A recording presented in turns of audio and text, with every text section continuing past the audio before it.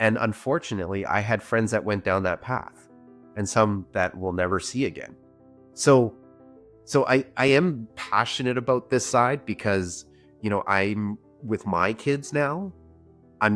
My message to them is to be successful, you need to do what you find purposeful and be what makes you happy. And I am a true believer that if you can tick off those two boxes, you will find something. You may not be a millionaire, you may not be a billionaire, maybe you will, but you're going to be so passionate and fulfilled in what you're doing that you'll figure out a way to make money. You'll figure out the financial part. That almost seems like the easy part once you figured out what fills your bucket. And I think that's the hardest part, and people are miserable. Like, I'm not saying everybody is, but like I see some people, they're so mad. They're so angry, right? And one thing that I always attribute it back to, and I haven't done a scientific study yet, and this is all anecdotal, but like they hate the job, they hate what they're doing, they hate their life. And it's like, I almost want to sit down with them and say, hey, when you were a kid, what did you want to do? What made you happy? Like, what made you happy? And if it's like, yeah, I used to paint, but like, that's not what I do now. I went into the trades and made 6 figures, but I'm not happy. I'm miserable, right? Like, well, why didn't you go back to art? Maybe there's something in art that you can find. And especially today, when I see kids on YouTube making 6 figures, just recording things that they love to do, to me, that tells me we have a much bigger opportunity now to actually make money doing the things we love to do. So I've always gone back to my kids. I said, I don't care what you choose to do in life, as long as it's ethical, it's moral, and you yourself are happy and you find purpose in doing that. And you're not going to find it right away too. Like I tell them, you'll find it as you do more things, but give yourself that opportunity to try different things, try new things, and give yourself the opportunity to go out and find that purpose and find that thing, because you'll land on it. It might take a little bit more time for some than others. Some might get it right away. I have a friend who, she's a doctor now, Asian as well. So we say she's the perfect Asian because she became a doctor, but she loves it. And when she was a very young kid, like at the age of, if I can remember, we've known each other since we were like born, essentially. She's always wanted to be a doctor. She had this like skeleton poster in her bedroom, and she'd have it and she'd tell me about all the parts of the skeleton, everybody. Like, she had memorized already. And her whole life, I want to be a doctor. I like helping people. I like healing people. And yeah, she did it. She graduated from med school, and now she's a specialist, and she teaches half-time at University of Alberta. So like, for her, that worked out perfectly. That was her. That's what fills her purpose, is to become a doctor. But she knew that right away. Some people, it takes time. Finding the passion is like the Lego block or the puzzle actually clicking together. It doesn't click perfectly for everyone, right? Not all doctors are happy. I know so many miserable doctors who have the $1 million, who have the BMWs and Mercedes-Benzes and the mansions that they actually wanted. Not just doctors, Chris. I spoke to so many VPs and general managers and directors and CEOs. They chased something and they felt like that's what they wanted, but they feel miserable inside. They're not happy, actually, right? I met so many of these people, actually, and some told me the truth. Like, dude, like, yeah, I don't know. I feel like the golden handcuff, right? Because now they cannot escape that, the title that they were chasing or the profession they were chasing. Just yesterday on the show on Authenticus, we spoke about something. I was just actually searching for the quote. I forgot the quote. You know the person from The Mask, the Jim Carrey? Yeah, Jim Carrey, yeah. So he said something. He's a Hollywood guy, right? I mean, he said I hope everybody could get rich and famous and will have everything they ever dreamed of. So they will know that it is not the answer. Hi, I'm Vijayan Swaminathan. I'm the founder and CEO of Zadwell. At Zadwell, we help our clients transform into the digital space. We help from the web technologies to blockchain to Internet of Things and a wide range of services. Over the years, I can see the impact of technology that can have on business of all sizes. But I've also seen a gap in the market, a lack of quality support and outstanding technology solutions that truly meet the needs of the client. And that's where we come in. And ever since 2018, we started Jadwal. We've been helping more clients to digitally transform their business. We want to provide that personalized, dedicated support and care for our clients. And through this process, we want to see our clients thrive through the digital transformation process. At Zadwell, we work with a wide range of clients, from small businesses to startups to large enterprises and public sector companies. We have the experience and expertise to help you with your goals and an ever-changing technology landscape. So if you're looking for a technology partner who truly cares about your success, here we are. It's been an incredible journey so far, and I'm so excited to see where we'll go next. Let's get to work.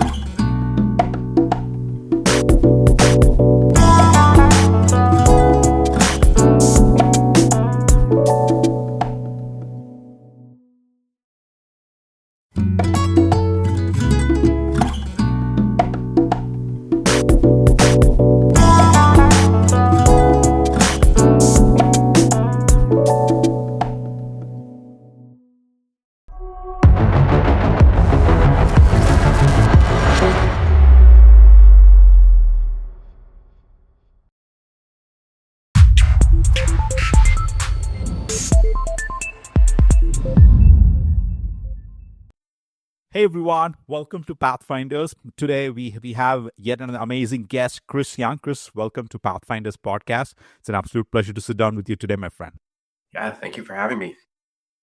Chris, allow me to introduce you properly. So Chris Yeung is an outstanding enterprising individual and does a multitude of endeavors. I was really fascinated learning about you, Chris.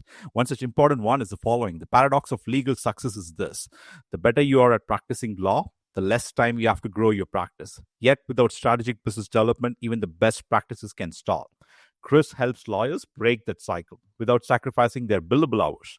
As a former global law firm senior business development manager, Chris has supported over 200 lawyers worldwide in a strategic client growth, profile building, and digital thought leadership. Through his proprietary framework, we can get to that in the conversation, he helps legal professionals build focused industry influence, attract ideal clients, form powerful partnerships, and elevate the client experience. Chris works with partners, rising associates, solo practitioners, and senior lawyers looking to scale or rejuvenate their practice, all through smarter, more sustainable business development. He also leads a BD growth community, offers one-on-one partner programs, and provides fractional BD executive services for firms ready to accelerate their growth. As a host of the Professional Life podcast, Chris explores how professionals can build their influence, income, and impact sustainability. With over a decade in B2B consulting and a certified executive business coach, he brings strategy and real-world experience together to help lawyers turn business development into a true competitive edge. Chris, welcome to Pathfinders, my friend. I'm so happy to sit down with you today, man. Yeah, and so I'm just going to edit your intro just a little bit, just because now I'm 6 months into my new role as executive director at the Edmonton Destination Parking Hotels Group, and so it's the Edmonton Hotel Association essentially, and it represents over 50 properties in the Edmonton area. So thank you for the intro, though. That was my consulting firm, my business development consulting firm, which I still carry a couple clients in that firm, and I help them out. But yeah, that definitely encompasses a lot of things that are happening in my life in recent times. Yeah, I was glad that I added some disclaimer. I said multitude of endeavors that you're doing. So I'm not surprised by that at all. So kudos to you for the Edmonton Hotel Association new role that you have taken up. So excited. So Chris, even before we get into any of that, the things that you're doing, actually, where did it all start, my friend? How was the early growing up? How was the childhood? I think you said you were born in Calgary, but grew up in Edmonton. I could be wrong, but help us understand where did it all start. I was born and raised in Edmonton, and I didn't move to Calgary until after university. And so after university, my wife and I decided to trek down 3 hours south of Edmonton just to try something new. I think my whole life I felt, there was something a bit missing about Edmonton. I love Edmonton though. But I wanted to try something different. So if you think about it, it was the least riskiest endeavor because you're literally just 3 hours south of Edmonton. So yes, we were leaving the city, but we weren't too far away from family. And so lived in Calgary for 19 years and had our 3 kids in Calgary. And, during the pandemic, we just felt as things were opening back up, our kids were at that age where they were participating in a lot of after school activities. They were getting into club athletics. And my parents and my in-laws, they weren't getting any younger. And that 3-hour trek, I felt, was going to be really hard on them. So the alternative to that was they wouldn't be getting to see their grandkids a lot in person. So my wife and I made the tough decision to move back up to Edmonton, but it was a good decision. 2 years ago, we lost my father-in-law, but he spent 2 years pretty much every day hanging out with his grandkids, and you can't put a price on that. So since settling back down in Edmonton, I've grown to really enjoy the city again, and getting into good opportunity, especially in this new role of mine as head of the Edmonton Hotel Association, being able to really experience some new things in Edmonton that I didn't experience growing up. And there's a lot of old things that I used to go to, like Fort Edmonton Park, that has had significant upgrades to it that I'm now experiencing. So that's more my personal life story, life journey, Edmonton. Where a lot of this started, at a very young age, I was always interested in finding out how things worked. I don't know what it was in my childhood. I just had this curiosity. And the story I'll never forget, and for those of you who are old enough to know what a 386 Intel Pentium computer is, you understand back then, it was the computer at that time. And of course, it was during the time when companies like Microsoft, Dell Computers was just starting to really rise in the industry. Right. And we started getting this personal computer market really booming. And so a lot of us hobbyists, our goal was to, upgrade the computer ourselves because we like to tinker with things and make it faster so that we could play better games. We could play higher graphic games. And you have to understand that at this time, the largest hard drive, I think, was like 50 megabytes in size. Right. And we didn't have internet. High-speed internet was not a thing. We had dial-up modem.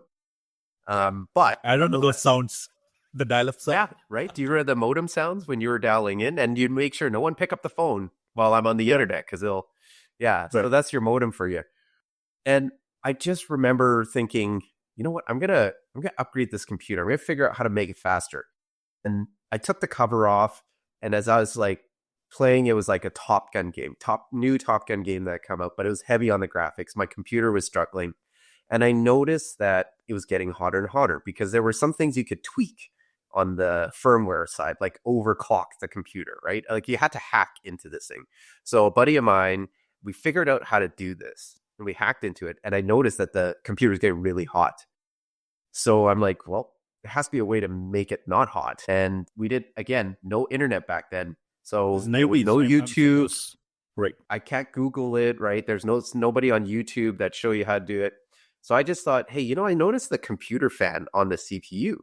So if I just bought another one of those, I could hardwire the plugs into that fan, and then I'll have 2 fans going, and then it'll really suck the hot air out. I thought that'll work. The stupid part of me got so excited, I forgot to electrical tape the connections of the wires. The connection ended up touching the frame of the CPU box, which is metal. So guess what happens when you power that thing on? It short-circuited the whole computer, fried it. Couldn't use it anymore. My parents were so pissed because that was the family computer. It was expensive back then, actually. I mean, the cost of computers were, Was it cheap? Yeah. So anyways, but I've always had this, most people would be like, I would never dare to touch that, right? Because if I wrecked it, like, oh my God, what's going to happen? So I had this inherent ability to take on a lot of risk at a very young age. And I'm not saying it's a right thing to do because I did fry the computer. And I remember going computer shopping with my dad and he was still so pissed at me, but we needed a computer for the family. So we ended up getting a new computer, which was cool, which was a lot more powerful and I could use it for my game. But that's one of the few things I remember. And it was until after that, I used to go to the local magazine store. They don't have those anymore on Jasper Ave in Edmonton. And there was I can't remember what that magazine shop was called, but the whole store was just magazines. I'd go in there every month and I'd pick up Inc. magazine was the one that I liked the most. Right. And Wired magazine was another one. And so I would read those two. And then my JDM car side, I would read a Sport Compact Car, watch it, read about people souping up their cars back then. Again, tinkering with things, right? I really like that. Anyways, Inc. magazine was really cool because, again, it was during that period where entrepreneurialism really grew, but like it grew at a scale where you began creating like these 100 millionaires, right? It was the time that people were starting to get into technology. As I said, the internet was just starting to boom. And I still remember reading the one article about Michael Dell. And Dell at one point, they were at the stat was, and I'm gonna, don't quote me on this, but it was like he was making $5 million in revenue a day selling computers. Just by selling computers. Just selling computers. And he had a system. He didn't have a store. There were no Dell stores. So he had catalogs. There was, again, no internet, no website for e-commerce. And so he was selling this, and it made me very curious about, wait, 5 million a day? Like, that's crazy. So I started reading into Michael Dell, and I actually bought a book that outlined how he started. And he started in his dorm room fixing computers for people. And so I got fascinated in like, well, how do you do that? How do you build a $5 million a day revenue generating company? And so I just got really curious and just kept reading and reading. So these Wired magazine, Inc. magazine, it got over the top in terms of like, look at all these possibilities. Another one that really sticks out in my mind was, again, when I was in high school, I think it was CBC. They had a news story about a kid, 13 years old, and he ran a tech company. Now, back then, we're not talking about AI, we're not talking about app building, but what it was he was designing a lot of the special effects screens and stuff in movies for these big producers. Somehow this kid genius was able to build out things, and again, CGI was not a big thing back then, right? Right. But he had a graphics design company that he was able to grow and market and sell his services to these big movie producers. And so that got me like, oh my God, this kid's already doing it, right? Like, what do I need to do to start, building our own business? So I always have What year was it, Chris? Like what time frame is it? Like, is it like the early 90s or? This would be mid-90s. Mid-90s. Okay, got it. Yeah, this would be mid-90s because I remember it was a couple years after that high-speed internet was introduced. And that just opened up a whole new world for everybody. Amazon didn't exist back then at that time. I mean, it was late 90s, I think, Amazon, right? It was just funny story on that too. It was just started. So we all, I had read about Jeff Bezos. Then it was this concept that you could sell books online. And I actually, when I heard about this, and at the time my mom worked at the university, that was the only place I could get high-speed internet was at the university. So I would hang out with my mom at her work during the summers and stuff. And I actually created a webpage. At that time, I'd self-taught how to code because I'm like looking at web pages on the internet. I'm like, this stuff's going to be popular. I'm like, what is this language that's coding it? So I taught myself HTML coding and I started creating these websites. And when I was on the Amazon site, I noticed there was a link on the bottom that said like affiliate sales. And I was like, what is that about? So when I clicked on it, they're like, earn money for every referral you get us. And all you have to do is insert this link with your code on it. So I actually created a website and I hand built it. I didn't know database programming back then, but I hand built it. And I said, hey, if you're interested in some books, so click here for this category. Click there. It took me like a whole month, I remember, just to set up all the categories. And then I would create these links that would go to the books that I would found interesting on Amazon. And then I started looking into what was affiliate marketing. So I found like there was like one toy site on the internet that had affiliate marketing. So this is a toy that I like. And I ended up earning I think like $50 at the end of the day. And like, I actually forgot about the website at one point until I got notice that, hey, you've surpassed the $20 threshold for us to make a check out to you. And that was my first dollar earned off affiliate marketing. Right. I didn't pursue it further thereafter. I should have, because I've seen a lot of affiliate marketers, especially the ones who started early make a ton of money, but I just didn't have interest in it, right? I guess it was more of I had more interest in coding and building a website than anything. I just thought it was cool that someone would pay you for referring something on the internet. So yeah, so again, this is like one of the many things I just decided to self-teach myself. And I just went ahead and did it. So part of it, you could say it's entrepreneurial thinking, but for me, it's just being curious and saying, I think I could do that too. And then I'll give it a try. Got it. No, that's fascinating, actually. I mean, like, I feel a lot of like, I could remember those CPU days. I would break apart the CPU. I'm hearing a lot of like, I've heard about it somewhere. I built my very first website, Chris, in 2000, I think, with HTML and everything, with dial-up internet and how it works. It was fascinating, actually. I didn't even know I had a passion for it. And for some reason, I got into the manufacturing course. I was there for a good, and I did well, but I completely had to pivot from manufacturing and computer science from 2003. So that's what got me into the thing. So I'm so not overwhelmed. I'm actually seeing, oh wow, Chris did this. Chris also this. I'm so happy to hear that, actually. So you always had a passion for computers and like I think exploring technology in a very early young age. I can tell. Yeah. Right? Well, and in high school, a good friend of mine that I grew up with, him and I started a computer company, and we would buy parts off of a wholesaler and then build it in our literally bedroom and ship it off to customers, right? Like we had a lot of just word of mouth customers. I remember our second build, same thing. We ended up we fried the CPU a lot. I shouldn't say that. like we messed up the CPU, but like you learn, right? You're like, oh, what did we do wrong? Well, we didn't use the right paste for the thermal, the heat sink, and you start learning like, oh, I should have like connected it this way, or when we're installing Windows on the computer, we should have installed it this way, right? So we slowly learn that. But yeah, we had actually a computer business for a little bit. I mean, we didn't make tons of money. We didn't sell a lot, but it was actually really fun. And I think part of having that ownership was great to say like, hey, we just made like $500 off that computer. I think, oh, that's kind of cool. Let's just sell the next one. But also being able to tinker around with it and set my own pace, right? Like I'm not working at a computer store and someone telling me, do this, do this, do this. I could build a computer whenever.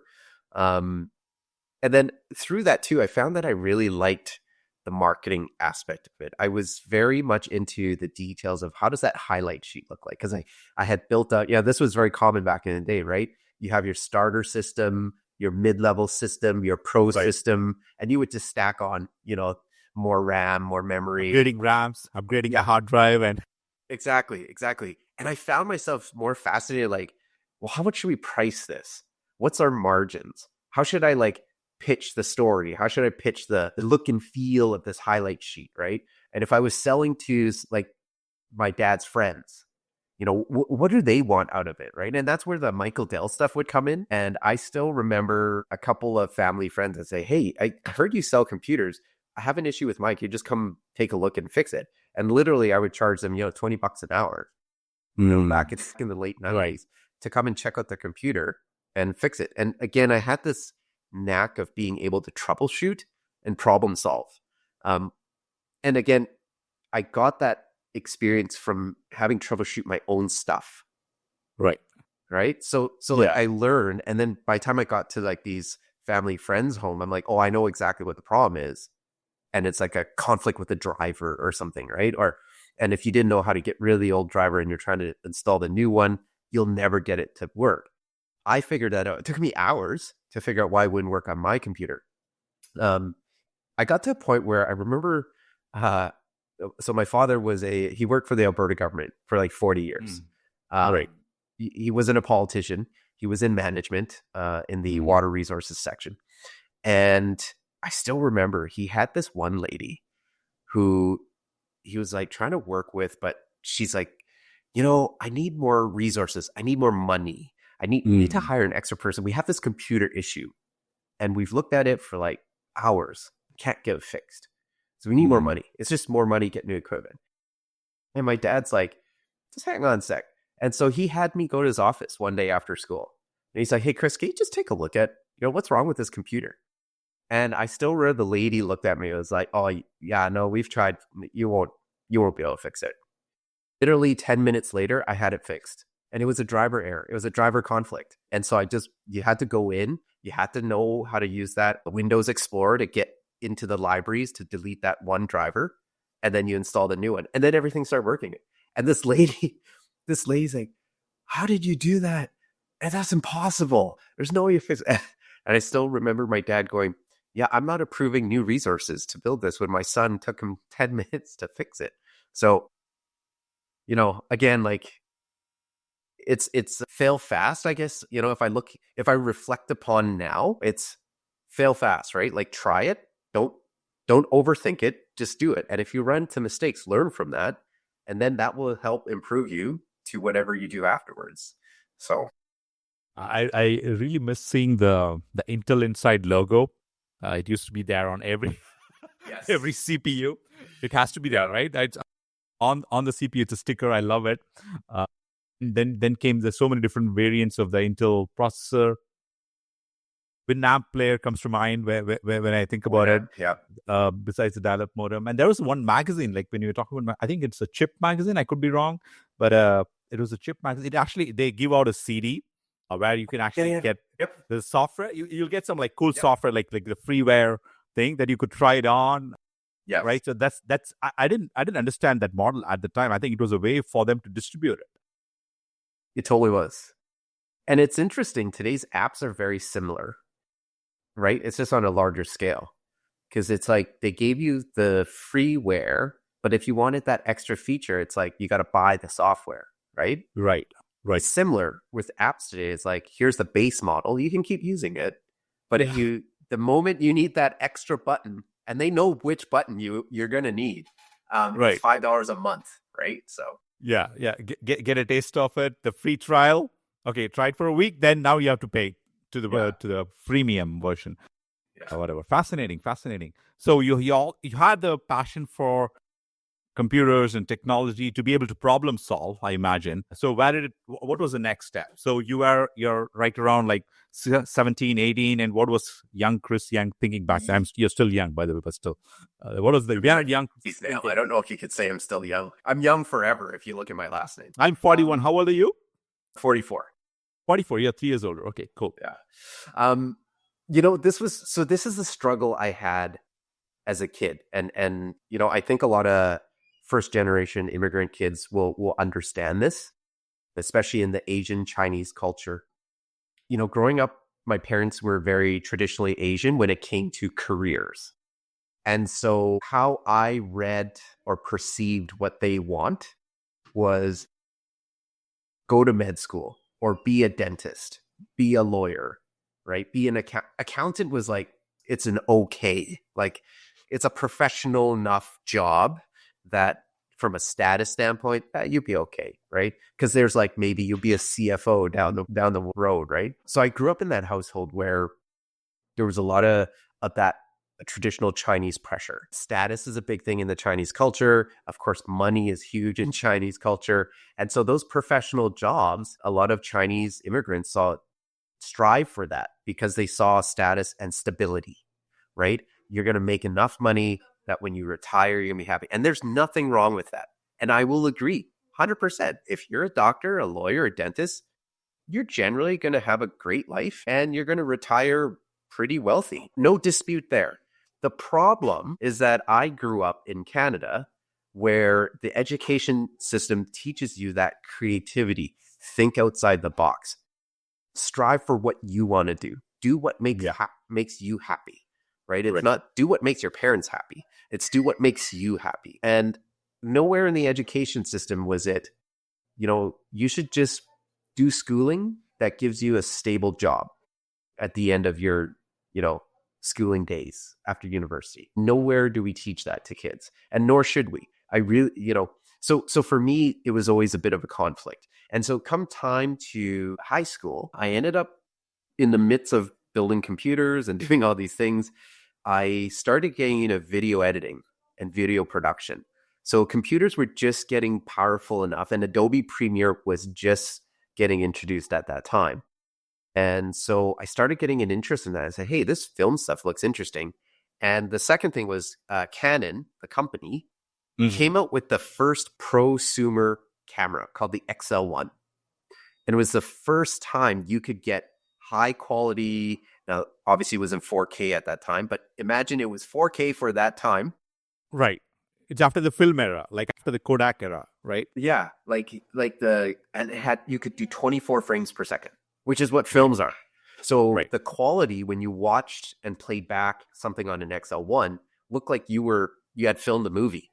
So for those who were very interested in film, this was a massive breakthrough, because film cameras back then was like $20,000, $50,000, $60,000, right? If you go to Hollywood, they're not cheap. Right. Even more. So for less than $1,000, you get this Canon XL1, right? And so I ended up volunteering for a community broadcast station here in Edmonton, and it was a part of the Chinese community. And they had a 1-hour slot on Videotron Community Channel and Channel 10. And so I joined the group because they had access to all these new camera gear. So I volunteered, and the guy who was running the organization said, hey, Chris, you need to check this out. And he showed me on his computer, Adobe Premiere. He goes, look, we can edit this thing now on a computer. And for those of you who've never been in film, usually for broadcast stuff, you have to go to the broadcast booth at the Videotron station. They had one just for the community people. You'd stick the super VHS tape in there, and you had to manually scrub through, and then you would literally like copy it to a new thing, your new cut copy. And so it was very difficult. Now, all of a sudden, with a computer, click, click, click. Now, rendering time took over a night to get done. But it was really cool that you had this flexibility to do that now and combine that with the XO. So I really love film. I wanted to get into film school, but my parents really pushed back on it. In hindsight, should I have defied my parents and just done it anyways? Maybe some would argue, just if you really liked it, Chris, why didn't you just go do it? But, I remember my parents were crying at one point with the thought that I wanted to go to film school. They're like, that's not professional. And I still remember clearly my mom saying, there's only one Steven Spielberg out there, Chris. You don't hear about all the million other Steven Spielbergs that failed and are probably homeless right now. And I was like, really? And as an adult now, when you watch a movie and you look at the end credits, how long are we sitting there watching the end credits? And what does the end credit show you? It shows you that one movie employs thousands of people, because within a movie, there is a job for many, many things. And, I didn't know how to convey this to my parents at that time, because as a kid, why wouldn't I want to aspire to be like Steven Spielberg? Why wouldn't I? Why would I want to go to the film industry to be like that guy who hands Tom Cruise his sandwich? No one says that, right? So of course, the pushback was, Chris, you don't understand that there's so many other failures. And I don't think my parents were saying they thought I was going to fail. I think they look at that stability perspective and say, your likelihood of being successful like Steven Spielberg, next to nothing, is really what they should have said, and not use the word failure. I will say it affected me a lot. And I got pre-accepted into New York Film School, and I never went because I couldn't overcome that conflict with my parents. And so I ended up, go ahead. No, I didn't mean to interrupt at all. I think I don't think it's a East versus West thing. Maybe it is. I don't really know. But I grew up in an Indian household. My parents are Indian household. The pressure is very real. I definitely want to visit China. I have good friends from Hong Kong and Beijing. I would love to visit China and explore the culture. I love Chinese food, by the way. And with the Indian parenting, it's also a lot of pressure, right? So only 3 things that you can be, Chris, as an Indian thing. You can be a doctor, engineer, or a failure, right? So those are the 3 things that are allowed from an Indian household. That's a lot of pressure on the kid. I totally empathize and definitely understand what you're saying, where you're coming from. That being said, we had a recent conversation on creativity and how to stay in the well of creativity. I mean, there was a recent Canadian artist from Edmonton, Giselle Denis.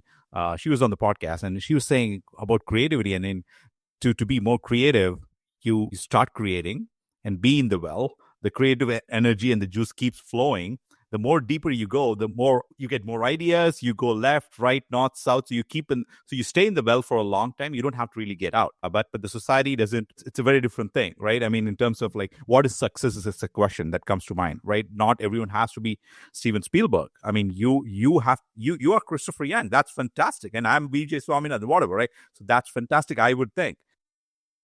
Yeah, I mean, the pressure is so real, man. Didn't mean to interrupt, but just wanted to share that. No, no. Yeah, sorry, go ahead. And I know for us minorities, right? Like every time I tell that story to like another Asian person and they nod their head because we all go through that. I know of some friends that didn't fare so well.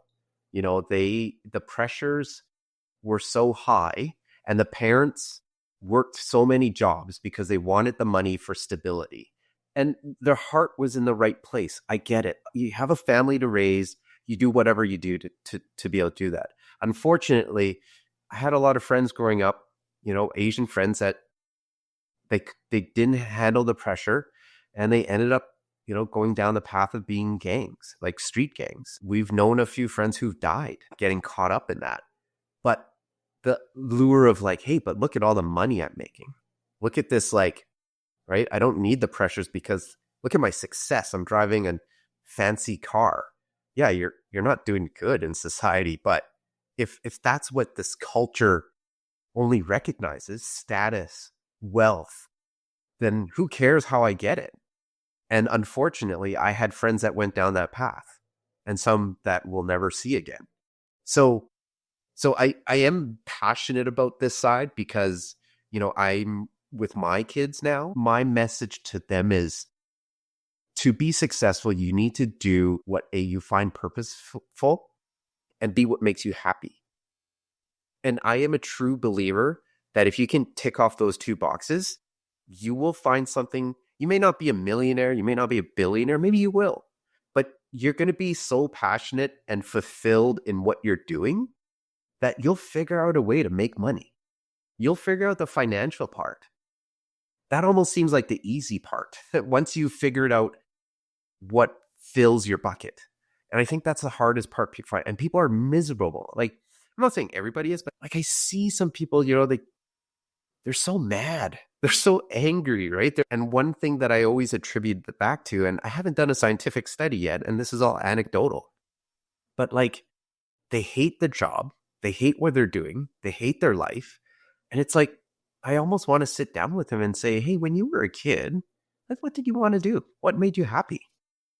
Like, what made you happy? And if it's like, yeah, I used to paint, but like, that's not what I do now. I went into the trades and made six figures, but I'm not happy. I'm miserable, right? Like, well, why didn't you go back to art? Maybe there's something in art that you can find. And especially today, when I see kids on YouTube making six figures, just recording things that they love to do, to me, that tells me we have a much bigger opportunity now to actually make money doing the things we love to do. So I've always gone back to my kids. I said, I don't care what you choose to do in life, as long as it's ethical, it's moral, and you yourself are happy and you find purpose in doing that. And you're not going to find it right away too. Like I tell them, you'll find it as you do more things, but give yourself that opportunity to try different things, try new things, and give yourself the opportunity to go out and find that purpose and find that thing, because you'll land on it. It might take a little bit more time for some than others. Some might get it right away. I have a friend who, she's a doctor now, Asian as well. So we say she's the perfect Asian because she became a doctor, but she loves it. And when she was a very young kid, like at the age of, if I can remember, we've known each other since we were like born, essentially. She's always wanted to be a doctor.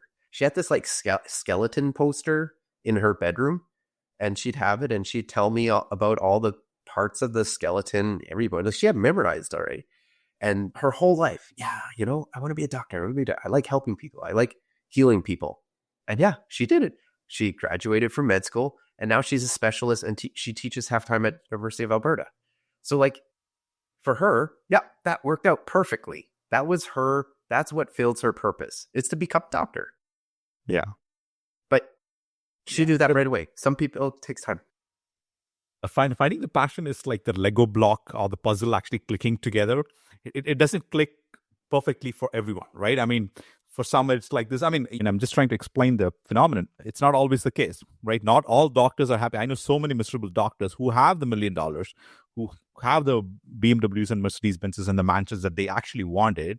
Not just doctors, Chris. I spoke to so many VPs and general managers and directors and CEOs. They chased something and they felt like that's what they wanted, but they feel miserable inside. They're not happy, actually, right? I met so many of these people, actually, and some told me the truth. Like, dude, like, yeah, I don't know. I feel like the golden handcuff, right? Because now they cannot escape the title that they were chasing or the profession they were chasing. Just yesterday on the show on Authenticus, we spoke about something. I was just actually searching for the quote. I forgot the quote. You know the person from The Mask, the Jim Carrey? Yep, Jim Carrey, yeah.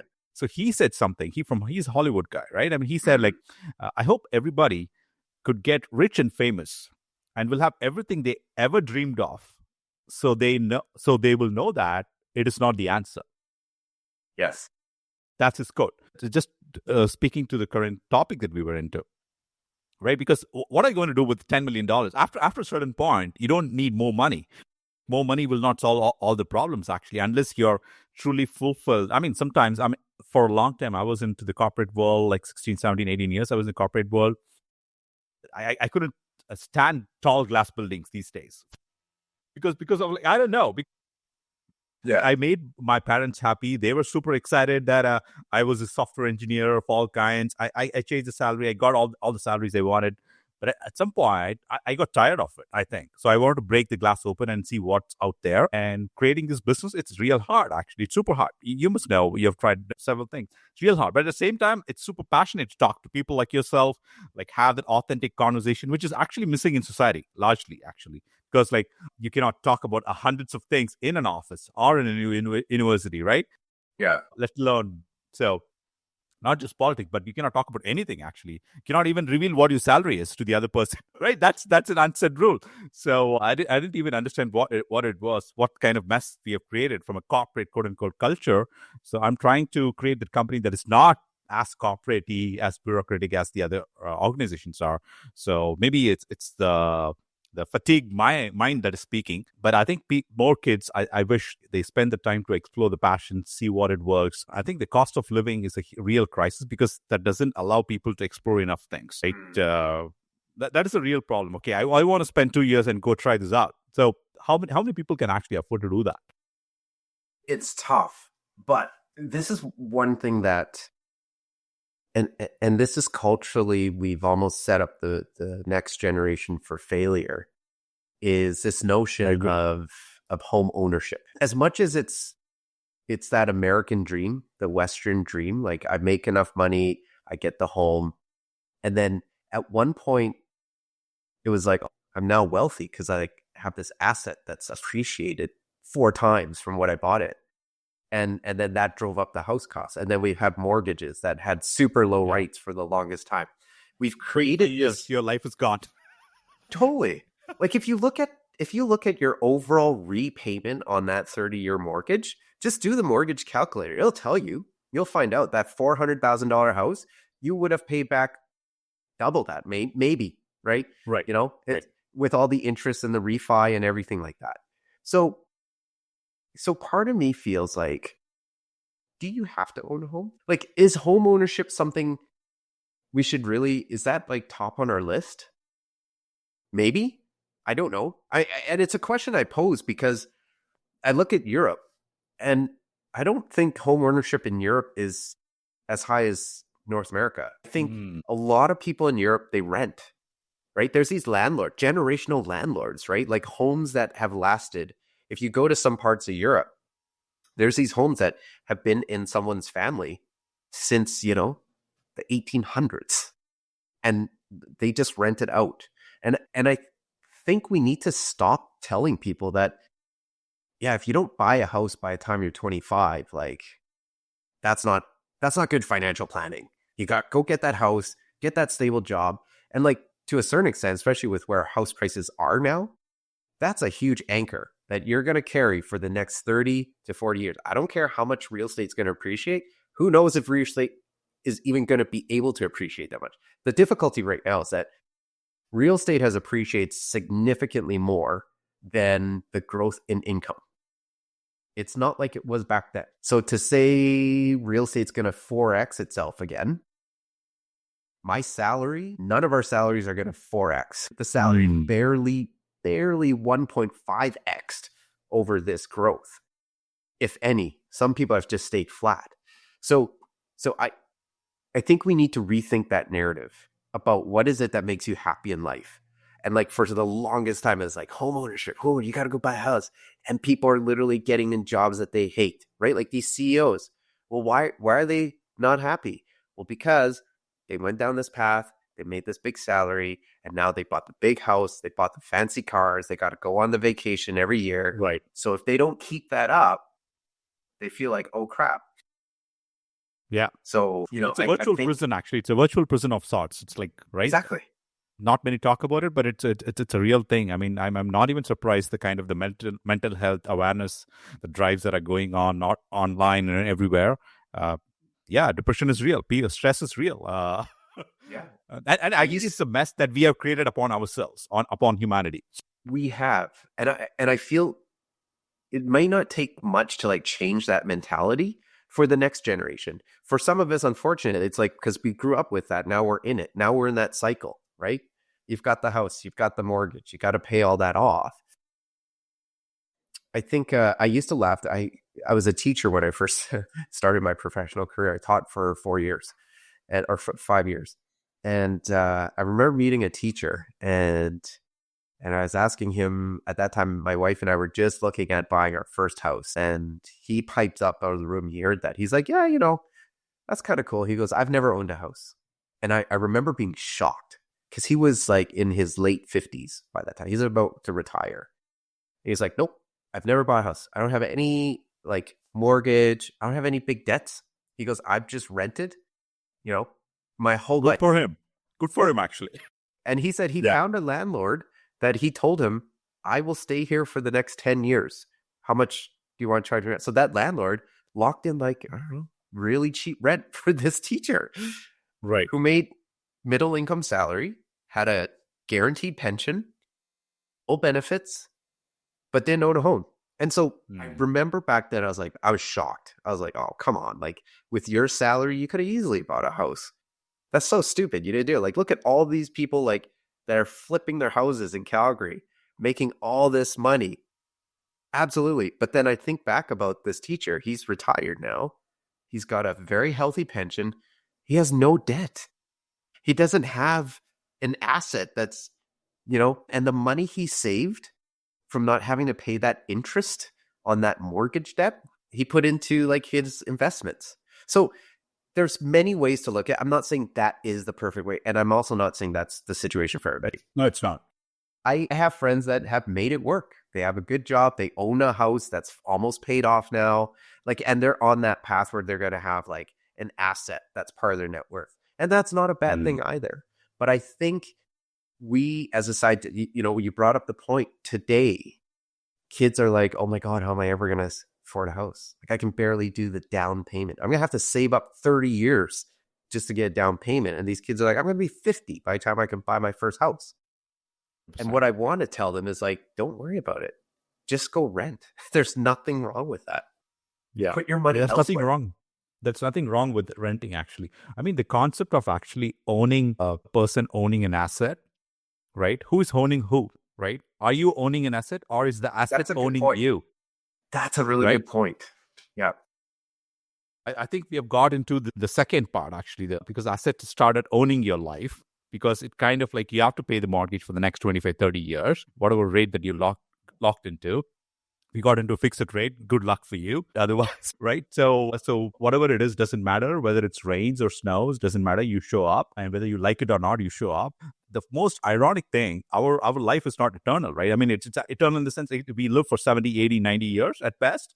And the best part of our lives are actually basically paying back for that house. I find that ridiculous, actually. Why are you spending your entire lifetime just paying back the mortgage that you took? For what? Yeah. And it's weird that we're talking about this because like we're all in this, like we're all in this situation right now. And then you think back about it and they're like, and you like just do the math. If you would have, and I know rents are higher now, but the cost of home ownership is not just the mortgage. Like, I just had to install, and, we're working on potentially needing to replace the windows. And it's not cheap in the house here. We've got pipes that need to be replaced because, apparently it's not good piping now. People don't use that pipe. So we highly recommend you get it changed. $3,000. Like, oh my God, right? Oh, the tiling on the kitchen floor is cracking. Shit, I got to go fix that. That's not $8,000 right there. And you start adding that up, and it's like, man, I could have saved all that if I would have rented, and I would have had a very healthy investment pool of money sitting right here that I didn't have to spend on these upgrades. And at this point, and again, I look at the current situation for kids, and I don't believe real estate's going to 4 or 5x in their lifetime unless incomes do. And that's why we saw a bump up in house price in the recent, the early 2000s.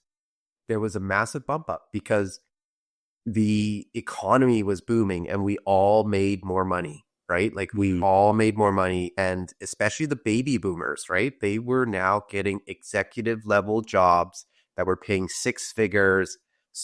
And they wanted to move up, right? So house prices went up with them. Their income went up, house prices went up. The rest of us, I don't see that same shift. I don't see, if you're in a corporate job right now, could you see your income going 2x over the next 10 years? I'm going to say it's probably not going to happen unless you become the CEO and you've got a big bonus, but that's one person out of the whole company. So I think the realities are a bit different now. But, I can't see the future, and someone could prove me wrong. And I would have missed a train on owning real estate, or the kids would have missed a train owning real estate like we did. Who knows? One of the best things, actually, I'm really grateful and have a lot of gratitude for is the internet, man. Because the traditional thinking, there's a lot of amazing authors writing amazing books. I love them, love reading them also. But I think internet has been a wonderful educator, teacher of sorts, trying to, okay, what do you want to know about? Okay, what is it? Okay, what is buying a home looks like? Because there are pros and cons. I think to see through the noise is actually a skill today. Everyone has Google. Everyone has the same 24 hours. Everyone has access to the Google or the social media, right? So to see through the noise seems like a real skill today, actually, because there is so much information. What is right? What is not right? Right? So I'm at 40. They say life begins at 40. At 40, I'm 1 year old right now. So I'm 41. I'm 4. You're a little older than me, 40 years old. Yeah.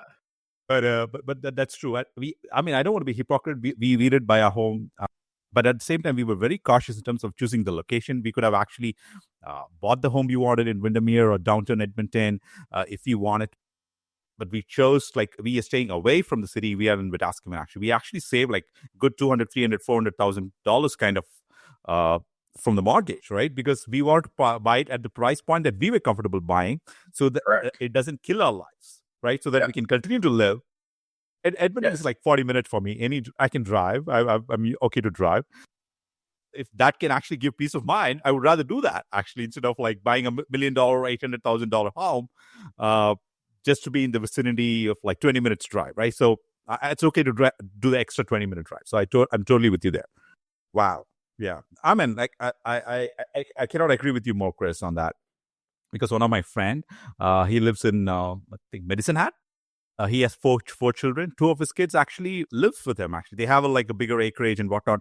But he said, Vijay, my kids, they're married and they have kids. They cannot afford to go buy a home right now. They want to go live in the city or in Calgary. They said they cannot afford it right now, so I let them stay in my own home. Actually, so 2 kids with entire family are staying in their own home. Actually, that's the situation with the cost of living thing that's going on. I don't know. I think the mental model in terms of what success, maybe we should speak to that, Chris, because how does society define success? Because there's a lot of stigma in terms of embracing failure of sorts, because there's a resistance in them. Okay, what is success? What is failure? Maybe we should speak to that. There's a lot that listeners would see it valuable, I think, because that's not often spoken in society. Yeah, success can be mean a lot of different things, right? For some people, success is the bank account, right? They look at that, and no one's saying that's wrong. For some people, that's great. I would say in my mid 20s, early 30s, I was very financially driven, right? I started my first consulting company, like professional one, not just tinkering with computers in a garage with a friend, in the private capital world. And there were times where we made good money. There's times that, it was a little tough, but overall we made decent money. But I was very money hungry, right? Like, so I was we would earn commission on amount of capital raised. So I was very driven by that during that time. And if I had a chance to redo that, I would have probably taken a little bit more time to really figure out what I want to do and what is the purpose in my life. Because I think that then will help you gauge what success means for you. Like right now in my role, I think I found almost the perfect job for myself, with EDMH. It's a role that gives me a little bit of opportunity to do some economic development building, city building. I get to participate in like a lot of events in Edmonton. We sponsor a lot of events. I make a lot of organizations happy because we fund them to bring an event into Edmonton. But I get to be part of that community and share my thoughts on how I think Edmonton should be built. But it's taken me till I'm 44 to finally land on this, right? And I've tried so many things since the computer building days. And so what used to be money driven as a success benchmark for me, now I just feel like whatever I do at EDMH that enables these companies to come in and like I can build the city, like to me, that's successful. Hey, if I make good money on this at doing this, that's like icing on the cake. But that's not a priority for me right now. The priority is like getting this stuff done within the organization. So for success for me here is like, how far can I move that needle for the city? But that's just me specifically, right? So I think when you figure out what is that thing that you really want to do, you'll know what success means for you within that. And for some, it is still going to be money, right? If you're a stockbroker because you love trading stocks, well, guess what you're 100%. targeting? More money. So that will be for some. But I think we as a society, need to like move from that, because sometimes I feel we put that first before our happiness because we think that's what success means. We think success means making $1 million. Got it. And I think we need to teach our curious kids. question. Yeah. Curious question. Are you inspired to run for office in any time in the future? My wife said she would divorce me if I ever got into politics, and I love my wife too much, and I rely on my wife too much to ever make that move. So if I had to choose between my wife and politics, I'm choosing my wife. Good choice there. No, didn't mean to interrupt, but like I was just like curious to ask because there's a lot of that's good and there's a lot of bad. So it's a difficult spot to be. You're always on spotlight. Or your personal life goes for a toss. So the moment you enter that, so yeah. And to address that, I've actually talked to a lot of ex-politicians, and I asked all of them. I said, if you had a chance to run again, would you do that? Every one of them said no. And the reason is because of today's atmosphere in politics, and it's messaging you can't control. And one politician put it the best. He's like, the moment you announce that you're going to run, he's like, within hours, there's going to be posts out there saying that you eat babies, that you're not patriotic, and that you are a communist. And he's like, and it doesn't stop. And they will twist everything about your history. They'll dig up your past. And he's like, you have no control because of today's platforms. So I think, when I talk to those politicians, they truly believe in doing good by the voters. And they wanted to build a province that was good for the voters. They said, like, it's no longer that anymore. It's a popularity contest and who can manipulate the social platforms the best. And so because of that, they said for them, that's not why they want to get in politics in the first place. So they don't have that purpose anymore. They don't want to do it anymore. Yeah. I mean, when I look at the true definition of politics and how the different societal structures are there around the world, not just in Alberta or Canada, US. So I try and follow what's happening just to be aware. Like I don't read newspaper, but like I look up online articles and whatnot.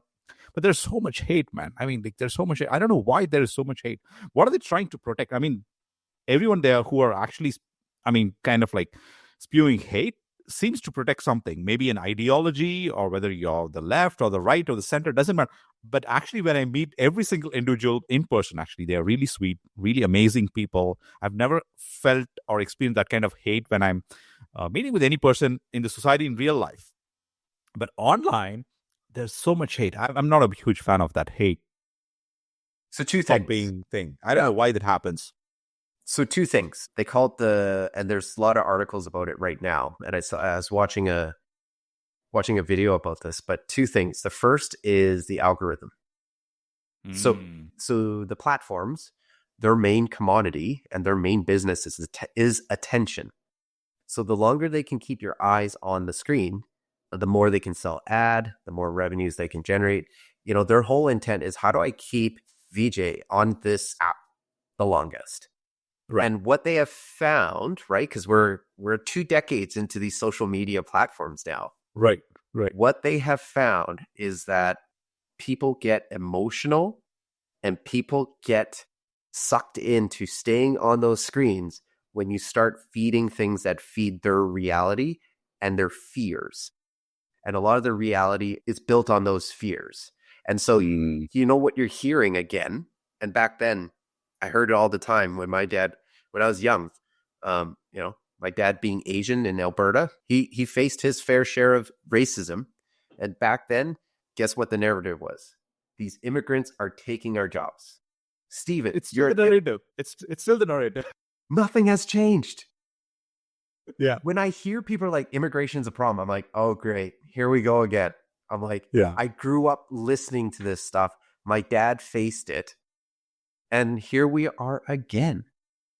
People in Canada who are call it born and raised in Canada has some, I'm not going to say, and this is the problem too. It's like a small minority that are fearful that newcomers coming in, because they don't know them, nor do they care, God, they're going to take my job. And then the algorithm This was which year, Chris? Yep. Like, was it 70s or 80s? Like, Growing up to get us for your dad, 80s. Okay, or my father. After 40 years to the 90s, it's the same. Right. Doesn't change. Now we're doing the immigration narrative again. Let's blame it on immigrants. Right. Are there bad actors? Are there bad people in the immigrant community? 100%. Every community has. We all have a certain percentage of criminals, but you see it again. Well, the Trump did that, right? Like everybody from Mexico was a rapist and a drug dealer, but it plays on the fear. So when people hear about the one murder that was committed by that immigrant, it's now the whole immigrant community.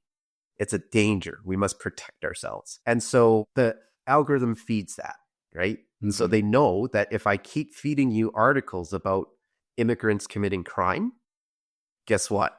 You're going to stay on my platform longer. Now, whether the software engineers are doing it on purpose, I don't think they're doing it on purpose. I think you program the algorithm because you want a certain outcome. And the certain outcome is, if I can keep you on the platform more, we can earn more ad revenue. That's really the intent. It just so happens that you've now introduced this into the psychology and sociology of our society. And now that's the dangerous part. So the reason why you see the hate is because it is driven. Well, first off, again, it's a small number of people out of a whole society, right? You've got 2% of the population that's willing to take the time to go on that comment and like spew the hate.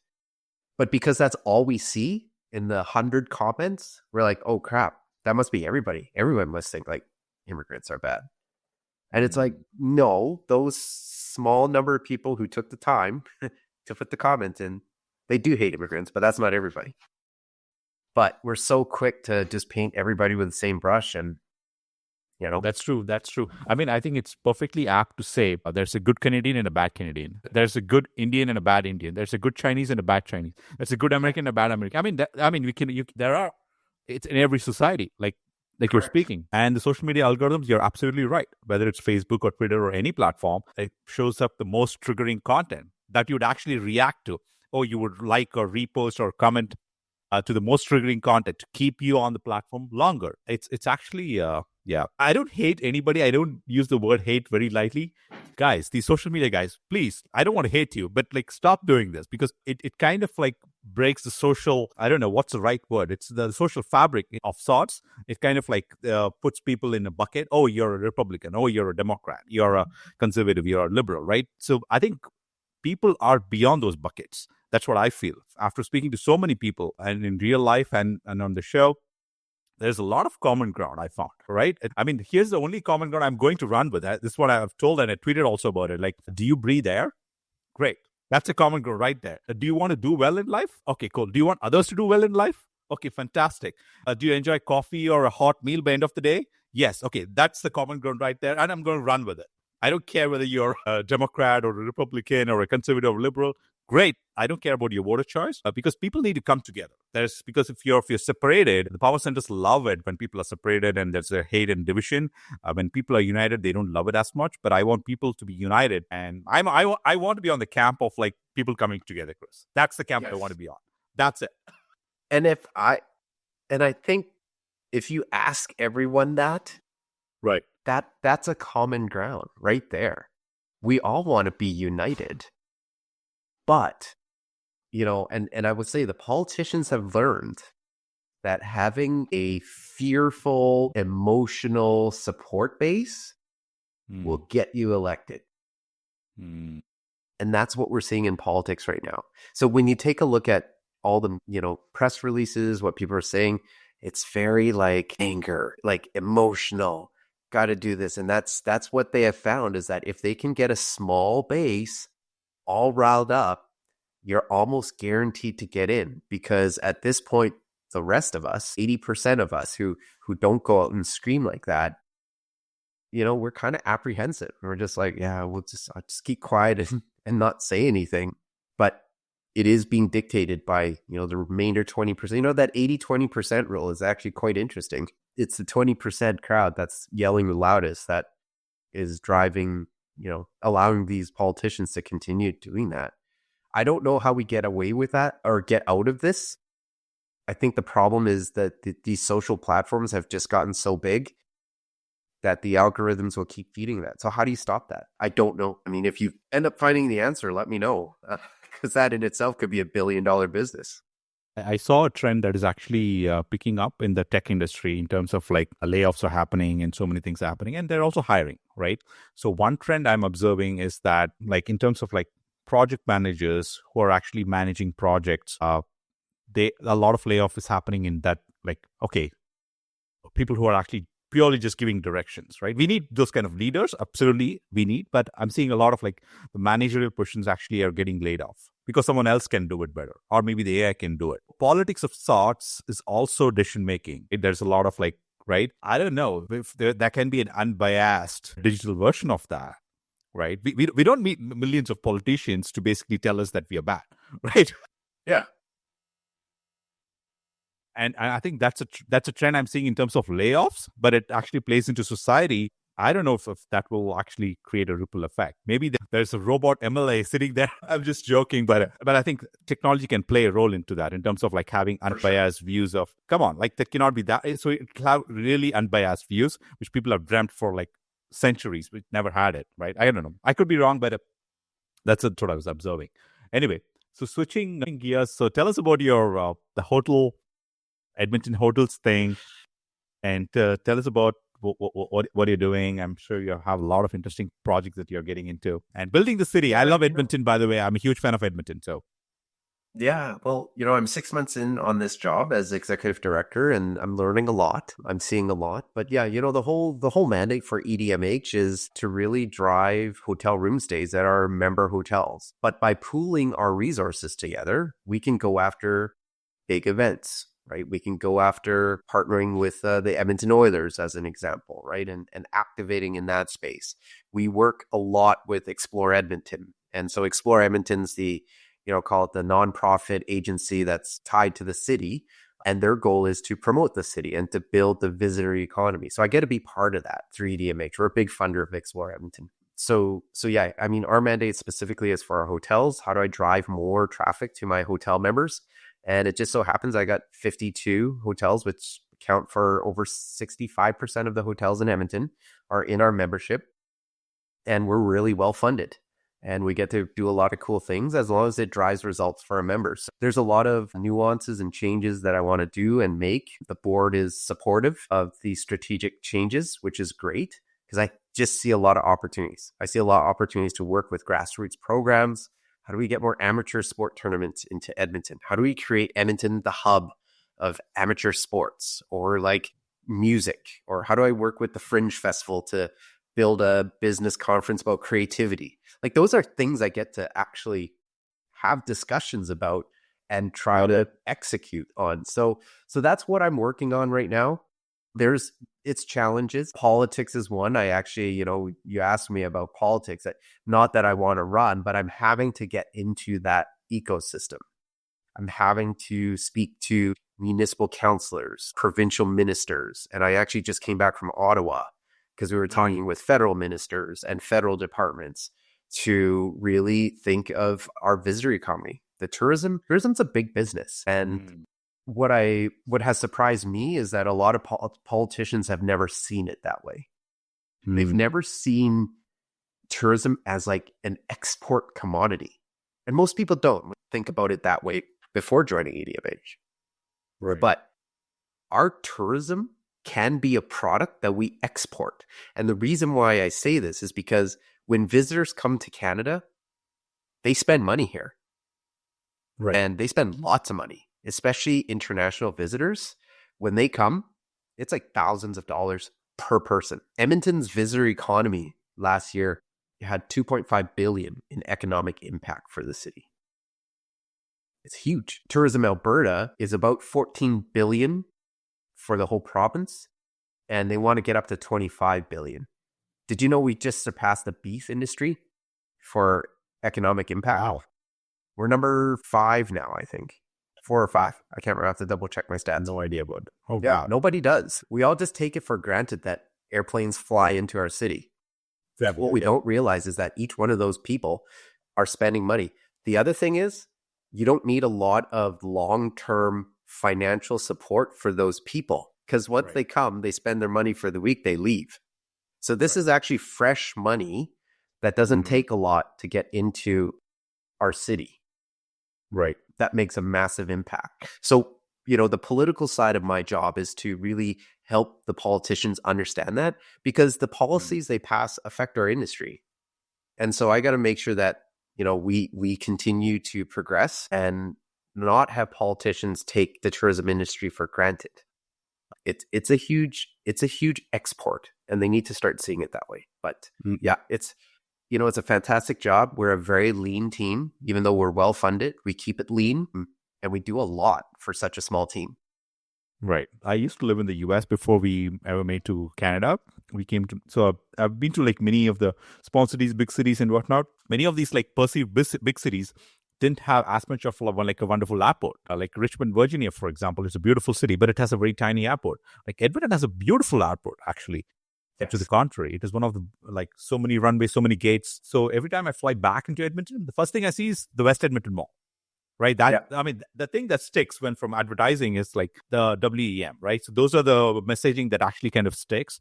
But I think we have a beautiful airport, the messaging and marketing around Edmonton, because there's more to Edmonton, because having lived here now for 3.5 years. So I completely embrace and love the city. There's so much that we have in terms of the infrastructure. We have 6 Costco's. I was counting the other day. Doesn't matter, but like saying like there's so many amazing things for the city. Sports is a huge thing. Oilers, the franchise is a huge thing. But like we've got a river valley, like it's 22 times the size of Central Park for natural green space. Right. Like what other city has that? Not really any. We have a top-notch science center. We have a very beautiful museum.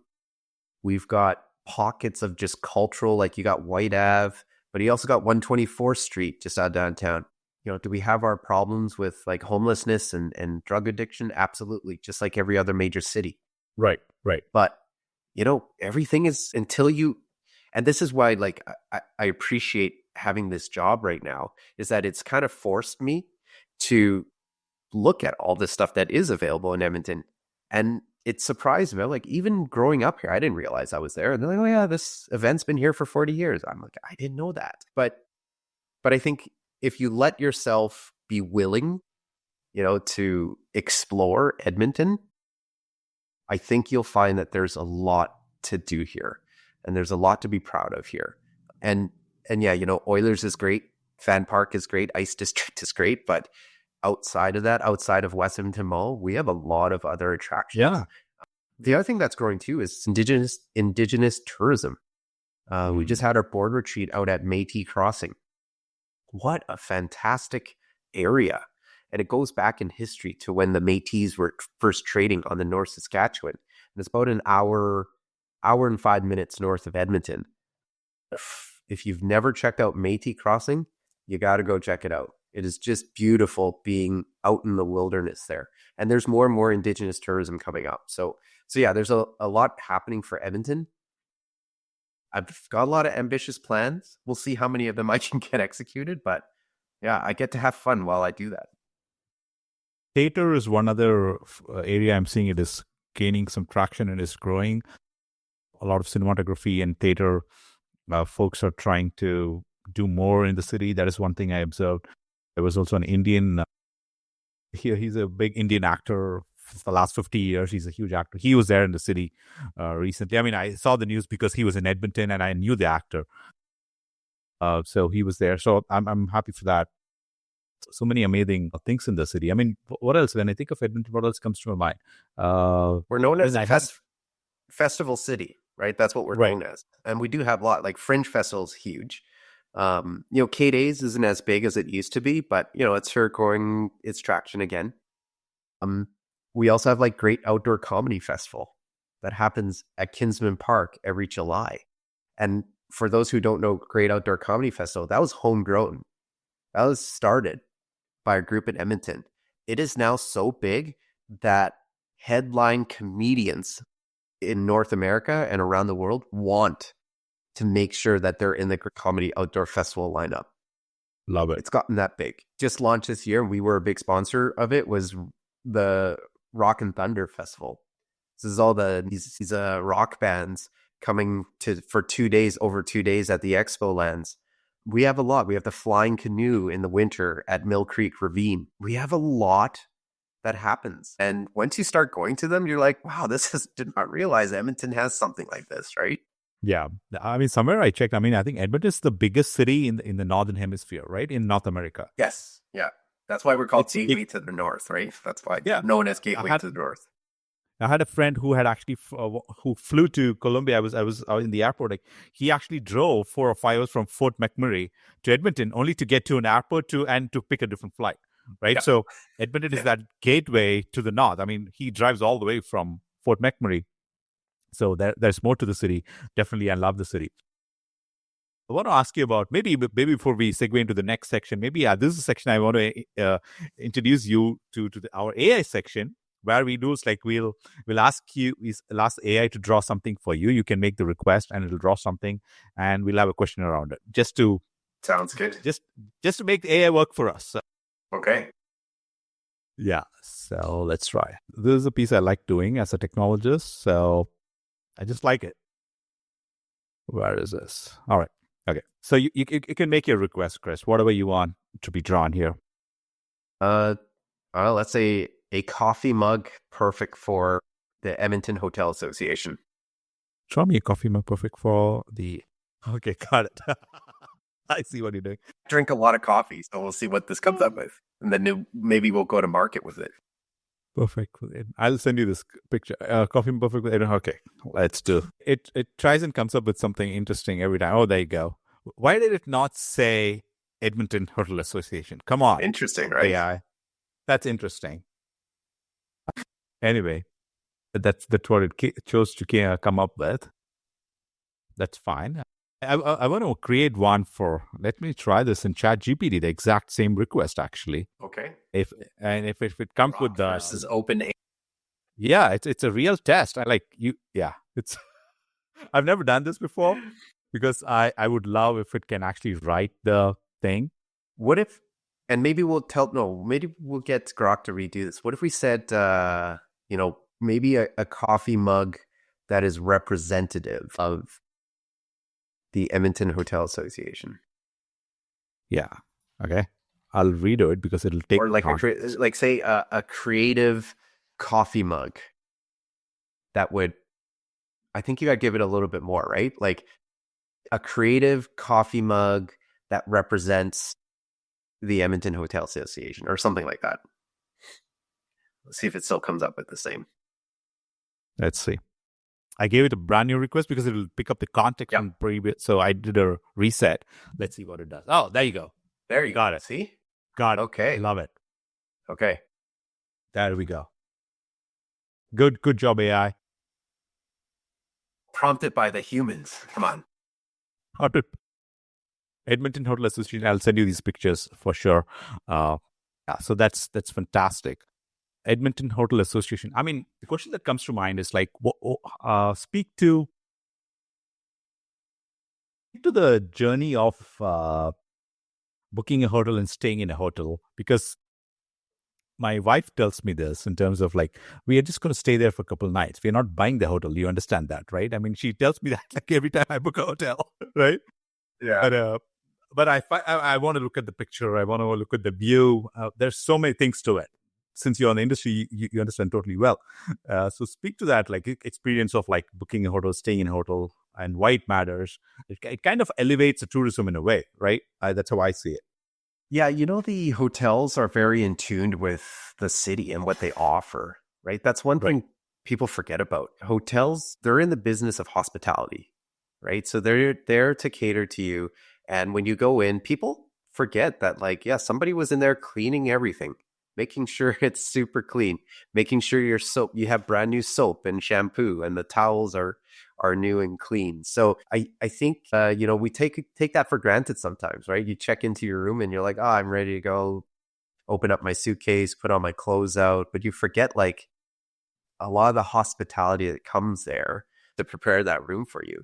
Now, of course, there's always a bad hotel, and but most of the time, those in the hotel industry are very hospitable. They love making people happy and making their stay happy. There's a lot of things we can improve from that experience standpoint, and that's where EDMH comes in, and we can help our members do that. But yeah, no, I think when you're booking a hotel, it's a little different, because I've stayed in Airbnbs before too, and sometimes you're all on your own there, and I don't know, half the times I've been in Airbnbs, they haven't really been cleaned.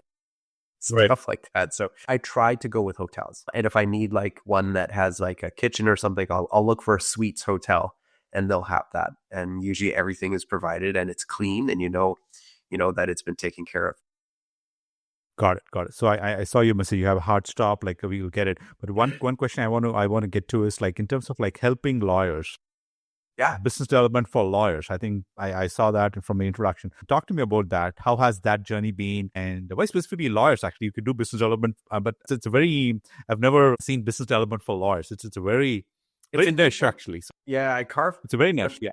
Yeah, so I worked at Dentons, the big global law firm. I was there as head of BD for their Edmonton and Calgary office for 4 years. And so in between Dentons and EDMH was a 3-year period where I ran my own consulting firm, and I did my own podcast. And so I just felt, again, doing that exercise and trying to figure out, what is it that I want to do and who do I want to do it for? And I landed on lawyers because I helped so many lawyers at Dentons. Like just the one Edmonton office alone was 100 lawyers that was under my portfolio. Calgary was the same. They had 100 lawyers that I was helping. Now, they were all in their practice groups, and I created strategies for them. But I also worked with a lot of the national practice groups. So the tax group across Canada was in my portfolio. And so I got to really build out that BD plan. And the, BD for lawyers is interesting because lawyers are great at legal work. I would say 10-15% of lawyers actually understand what BD is and do a really good job of it. 50% are kind of in the middle, that they understand BD is needed to be done, but they don't know how to do it. And so they're looking for help. And then you've got the remainder that just 35%, they don't care. I'm a lawyer. People are going to pay me to do legal work anyways. Why do I need to do BD? So, but yeah, for me, it was a niche because I can speak their language. I understand why they're hesitant to do BD. And sometimes with lawyers, they expect someone to just do it for them. And, I was willing to do that at Denton's, which is why I got along with all the lawyers. And yeah, it was just something I identified as if I was going to focus on something and a target that I could really dive deep into, it was going to be lawyers. Now, they're also some of the hardest, I would say, clients that I've had to close because lawyers, as much money as they make, they really question the value of these ancillary services, right? It's not until they stop getting new legal work that they truly understand the role of BD. And yeah, I had lawyers when I first joined Denton's. They're like, nah, you don't need to do BD for me. I don't need BD. And then all of a sudden work dried up. Next thing you know, they're on the phone calling me, hey, how do I go find new clients? What do I need to do? So all of a sudden BD is very valuable to them. So I say they're hard to close is because a lot of lawyers are really busy. They have a lot of work. Do they need to do BD? Yes, they do, because there is times where I've seen lawyers who are not so busy. They could use some BD. It's very interesting actually hearing of the work you've done with lawyers. My dad is a lawyer himself. He's an attorney. My entire teenage years, I learned like typing in computers, like drafting affidavits and reviewing the case documents and whatnot. Because he doesn't like computers at all. He's from that age. He wouldn't even touch the computer. So I have to get the printouts ready for him, the case file ready for him. So I during the teenage years, I had fun doing it. So that's an interesting niche, actually. I found it interesting.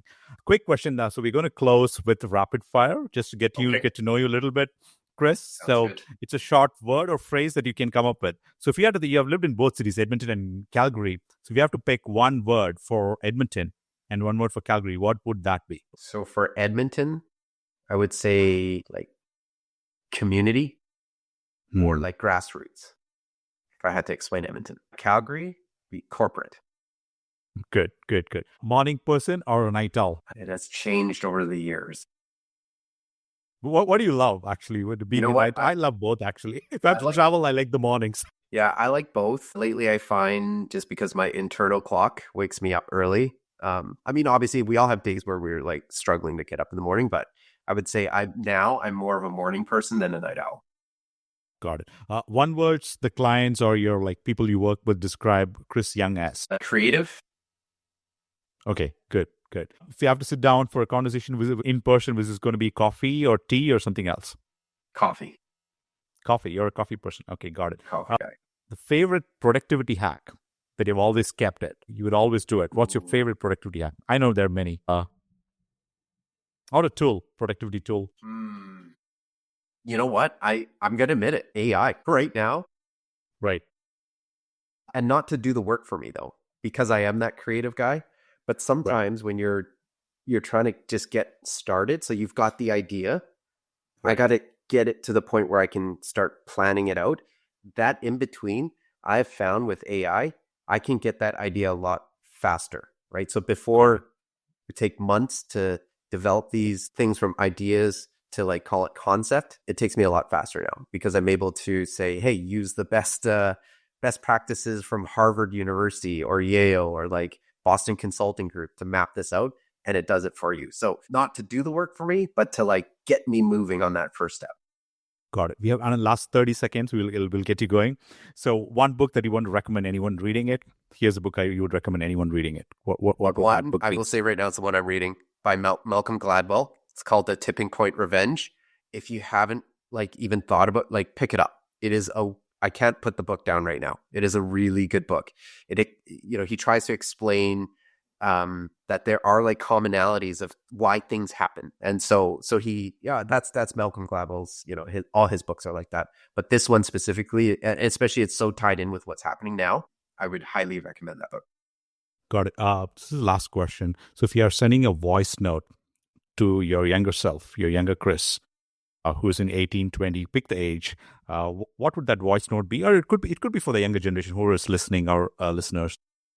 What would you want to share with the younger audience? I would say what I've said throughout this whole time on this episode is find your purpose. Do what you love.